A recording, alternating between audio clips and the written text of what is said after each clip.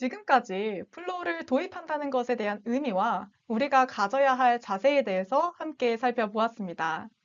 이제 플로우로 소통하는 업무 문화를 만들기 위한 마음의 준비 모두 되셨을까요? 이제 함께 업무 문화를 제대로 만들러 가보도록 하겠습니다. 요즘 조직 문화를 주제로 한 서적들이 정말 많이 나오고 있는데요. 그만큼 많은 기업에서, 그리고 기업뿐만 아니라 기업의 구성원분들까지도 일하는 문화에 관심을 많이 갖고 개선하고자 하는 의지가 크다는 것을 의미하는 것 같습니다.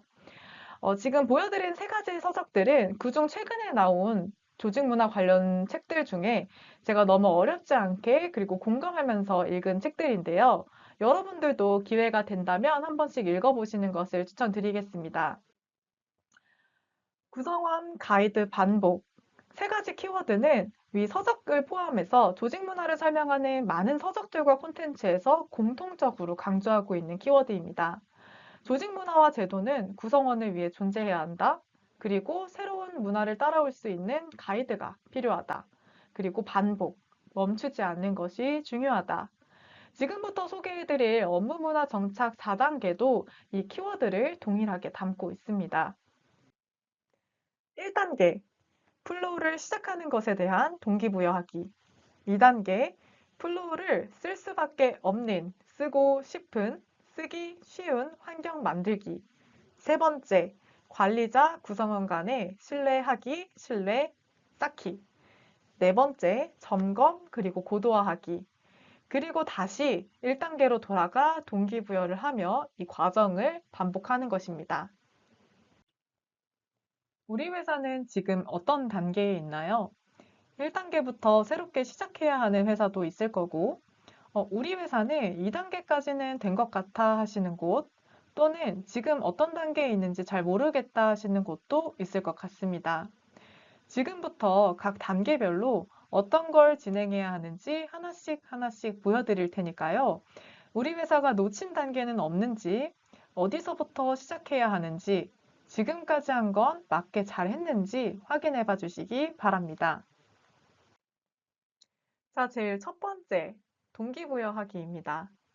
관리자분들 혹시 예전과 다르게 요즘 직원들은 시키는 거를 잘 따라하지 않는다고 생각하진 않으시나요? 요즘은 왜가 굉장히 중요합니다. 왜 해야 하는지, 왜 의미가 있는지, 왜 도움이 되는지가 굉장히 중요하고 이 부분이 납득이 되어야지 직원들이 움직이기 시작합니다. 만약에 그냥 해 하더라도 납득이 되지 않는다면 그 결과에서 굉장히 큰 차이가 납니다. 네 가지 상황을 함께 봐볼까요? 회의는 최소화하자. 구글의 OKR 제도를 우리도 써보자. 넷플릭스의 피드백 문화 좋다는데 우리도 한번 해볼까? 이번에 멋진 사무실로 인테리어를 바꿔보자. 와, 다 너무 좋아 보이지 않나요? 요즘 좋은 문화로 유명한 키워드들만 가져와 본 것입니다. 이러한 새로운 문화와 방식을 바로 시작한다고 했을 때 우리 구성원들은 모두 다 좋아할까요? 훌륭한 업무 문화로 유명한 이 사례들도 이유가 공유가 되지 않은 채 그냥 시작한다면 아쉽게도 이러한 반응이 나오기가 쉽습니다. 갑자기 왜? 다른 거나 더 챙겨주지. 지금 일도 바쁜데 이런 반응이 나올 것 같기 때문에 새로운 걸 시작하기 무섭다, 어렵다라는 기업 담당자 분들도 많이 만나보았습니다. 충분히 공감합니다. 그렇지만 그렇기 때문에 우리는 구성원들의 왜, why에 더욱 집중해야 합니다. 왜 필요한지, 왜 어려워하는지, 왜 불편해하는지. 먼저 우리 회사 구성원들의 업무 방식을 파악합니다. 이때 중요한 것은 구성원 중심이어야 한다는 것입니다. 내가 하는 방식, 그리고 내가 포함된 부서가 하는 방식에만 집중한다면 진짜 우리 구성원들의 why, 왜를 파악하는데 어려움이 있을 수 있습니다. 그리고 나서 공통적으로 불편해하는 부분 또는 부서별로 불편해하는 부분들을 정리해 보는 것입니다. 현재 업무 방식에 있어서 어떤 것들을 개선해야 하는지 정리하는 거죠. 그리고 마지막, 플로우의 적합도를 판단합니다. 지금까지 파악한 우리 구성원들의 업무 방식, 그리고 어떤 것들을 불편해 하는지, 어떤 것들을 개선해야 되는지, 파악하고 이것들을 개선하는데 플로우가 적합한지 비교해 보는 거죠. 그런 후에 맞는 것 같다 하면은 고를 하고 우리의 업무 방식이나 지금 필요한 개선점들에 적합하지 않다고 판단이 된다면 과감하게 재점검하는 부분도 필요합니다. 제대로 된 결정을 하기 위해서는 플로우 기능들에 대한 정확한 점검이 필요하겠죠. 이때는 플로우 핵심 교육을 활용하시는 것을 적극 추천드립니다. 그리고 나서 그대로 고가 결정이 되었다면 이제 우리가 지금까지 알아본 왜, why를 기반으로 목적과 로드맵을 짜고 공유할 차례입니다. 목적, 기대효과, 로드맵, 목표를 전체적으로 공유를 하는 것입니다. 지금 우리가 왜를 공략하는 과정은 필요 없는 번거로운 과정이 아닙니다. 구성원의 기존 업무 방식과 불편함이 반영된 왜, 그리고 그를 바탕으로 한 새로운 업무 문화는 구성원들의 긍정적인 관심을 불러올 거고요. 그리고 직접 적극적으로 움직이게 하는 원동력이 될 것입니다. 그렇게 고민을 통해서 나온 왜, why와 목적은 장기적으로 플로우 업무 문화를 지속하게 되는 키맨의 역할을 해줄 수도 있습니다. 자, 구성원들의 왜, why를 파악해서 충분히 동기부여를 해냈다면 이제는 2단계 환경을 조성할 차례입니다. 우리 모두는 플로우라는 새로운 업무 수단을 시작하게 되었습니다. 이미 사용한 지 꽤 된 분들이더라도 아직 제대로 활용을 하지 못하고 계신다면 새로운 업무 수단이 제대로 습관화되어 있지 않기 때문일 수 있는데요. 새로운 습관을 만드는 데 소요되는 시간은 평균 66일이라는 연구 결과가 있습니다. 플로우도 동일합니다. 새로운 업무 수단인 플로우를 자연스럽게 시작하고 업무를 등록하고 제대로 활용하기 위해서는 습관을 들이는 과정이 필요합니다. 제대로 된 습관을 만들기 위해서는 일정하게 또는 빈번하게 하는 일상화 훈련이 필요한데요. 그러기 위해서는 매일 경험할 수밖에 없는 환경을 조성해야 합니다. 동기부여 후 습관을 만드는 굉장히 중요한 단계입니다. 너무 막연할까요? 그래서 몇 가지 팁, 방법을 준비해 봤습니다. 첫 번째 팁, PC 설치형 자동 실행을 활용하는 것입니다. 플로우에서 PC 설치형을 제공하고 있다는 사실 모두 핵심편 들으셨으니 알고 계시죠? 네, PC 설치형은 부팅 시 자동 실행 기능을 활성화할 수 있는데요. 네, 파일 설정에서 설정하실 수 있습니다. 처음 사용하는 경우에는 플로우를 처음에 이렇게 실행하는 것부터 익숙하지 않을 수 있습니다. 이때 자동 실행으로 PC를 켜는 것과 동시에 플로우를 시작하여 그 과정을 단축시킬 수 있습니다. 익숙해지고 나서 그 이후에 웹브라우저나 PC 설치형 앱 중 원하는 사용 환경을 선택해서 사용을 하는 거죠. 두 번째는 공지사항 프로젝트를 활용하는 것입니다. 지금은 모두 공지사항을 어떻게 공유하고 있나요? 채팅, 메일, 그룹웨어 등 많이 활용하실 텐데요. 플로우를 사용하기 결정하셨다면, 그리고 이미 플로우를 사용하고 있는데 공지는 다른 툴로 사용하고 있다면, 중요 공지사항을 플로우로 통일해서 공유하시는 것을 적극 추천드립니다. 우리 구성원들은 공지사항을 확인하기 위해 플로우를 한 번, 두 번 더 들어오게 될 것입니다. 심화편에서 우리 안내 드렸던 것처럼 누가 읽었는지 읽지 않았는지도 확인도 가능하기 때문에 정확한 정보 전달도 가능합니다.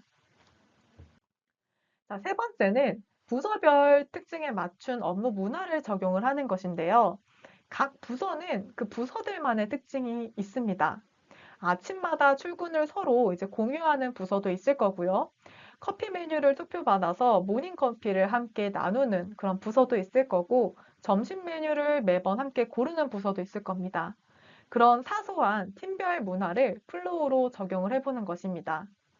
지금 이미지들은 그런 사례를 적용한 프로젝트 화면인데요. 지금 왼쪽에 보이는 커피 주문 프로젝트는 실제 저희 부서에서 사용하고 있는 프로젝트로 기존의 문화를 플로우로 적용해 본 케이스입니다. 아침마다 새로운 투표가 올라와요. 그럼 저희는 매일 아침 이 커피 투표를 놓치지 않기 위해서 업무 시작 전 9시 전에도 플로우를 켜게 됩니다. 그렇게 하면서 커피를 얻기 위해서 들어오게 되는 거죠. 그리고 매일 아침 출퇴근을 이제 공유하는 경우에는 오른쪽의 이미지처럼 프로젝트를 만들고 일정 게시글을 등록하고 댓글로 출근 또는 퇴근을 공유하는 등의 방법을 활용해 볼 수도 있는 거죠.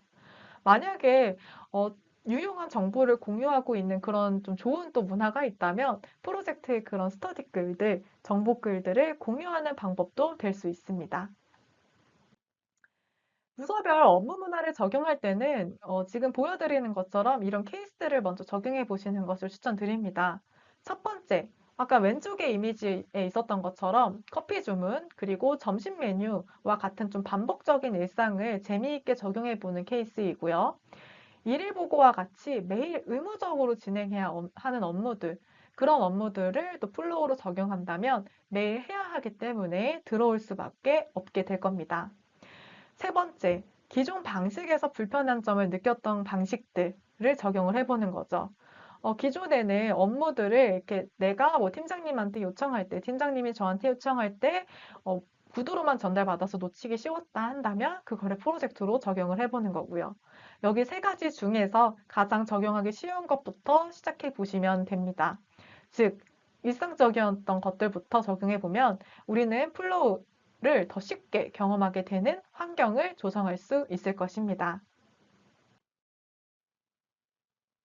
이때 재미있는 사내 이벤트도 함께하면 이 익숙해지는 과정의 효과를 더 극대화할 수가 있는데요. 지금 보여드리는 사례는 진짜 플로우 고객사의 사례입니다. 왼쪽은 처음 도입할 때 글, 댓글, 좋아요를 많이 남긴 직원을 선출해서 선물을 증정을 했던 사례이고요. 오른쪽은 비슷한 케이스인데 여기에 멘토링 제도까지 운영을 했던 케이스입니다. 이렇게 이벤트를 진행한다면 좀 더 열린 마음으로 플로어를 맞이할 수가 있겠죠. 동기부여도 됐고, 이제 진짜 잘 써보려고 하는데 거기에 선물까지 받으면 더 좋으니까요. 이 사내 활성화 이벤트의 핵심은 이제 잘 써보기려고 하는 구성원들이 확실히 더 잘 쓰게 만들기 위한 부스터 역할을 한다는 것입니다. 자, 이제 3단계. 관리자와 구성원 간에 서로 신뢰를 하고 신뢰를 쌓는 것입니다. 3단계도 관리자분들의 먼저가 필요한데요. 관리자가 구성원들이 잘 해낼 것이라는 것에 대해 신뢰하고 구성원들이 자율적으로 업무를 진행하는 것에 대해 신뢰합니다. 이것은 곧 관리자에 대해 구성원의 신뢰를 쌓는 행동이 될 거고요. 존중받고 있다는 것에 대한 신뢰, 그리고 플로우를 시작할 때 관리자분들이 더 나은 방향을 위해 시작하는 거야 라고 말한 것에 대한 언행일치에 대한 신뢰가 쌓이게 됩니다. 그러면 관리자와 구성원 간의 신뢰는 더욱 강화가 될 거고요. 플로우를 도입한 목적과 사용 방향성이 더욱 단단해지는 효과를 가져올 것입니다. 서로가 서로의 방향을 신뢰하게 되니까요. 건강한 업무 문화에는 항상 신뢰가 기반된 조직이 바탕되어 있습니다. 리더의 변심, 그리고 변덕은 구성원들에게 불확실성을 증가시켜 스트레스를 높인다는 연구 결과가 있는데요. 우리가 더 나은 업무를 위해 이 플로우를 사용한다는 목적과 방향성, 그리고 구성원들에 대한 신뢰를 일관성 있게 유지한다면 지금 새로운 업무 문화를 정착시키는 이 과정을 안정적으로 성공시킬 수 있을 것입니다. 관리자분들이 구성원들, 우리 팀원분들에 대해 먼저 신뢰를 보내야 한다는 것에 대해 어려움을 느낄 수도 있을 것 같습니다. 그런데 우리 한번 이 글귀를 같이 읽어볼까요? 일단 누군가를 신뢰하기로 마음먹으면 우리의 정신 속으로 평안함뿐만 아니라 자극과 흥분이 파고 들어온다. 신뢰란 다른 생명체와 맺어진 관계 가운데 가장 큰 기쁨을 준다. 철학자 알폰소 링기스의 말이었습니다. 신뢰는 상대방에게만 긍정적인 효과를 가져줄 뿐만 아니라 우리에게도 평안함과 큰 기쁨을 가져다 줄 것입니다. 우리 바로 내 옆에 있는 팀원, 내 옆에 있는 동료부터 한번 같이 실례해 볼까요? 자, 이제 마지막 점검 그리고 고도화 단계인데요. 이 단계까지 왔다면 우리는 플로우를 이제 동기부여된 구성원들과 함께 그리고 쓸 수밖에 없는 환경에서 그리고 우리끼리 강한 신뢰 안에서 플로우로 업무 공유하며 진행하고 있을 텐데요. 아, 이제 잘 사용하니까 끝난 걸까요? 조직은 살아있는 생명체입니다. 그리고 살아있다는 것은 계속 변화한다는 것을 의미합니다.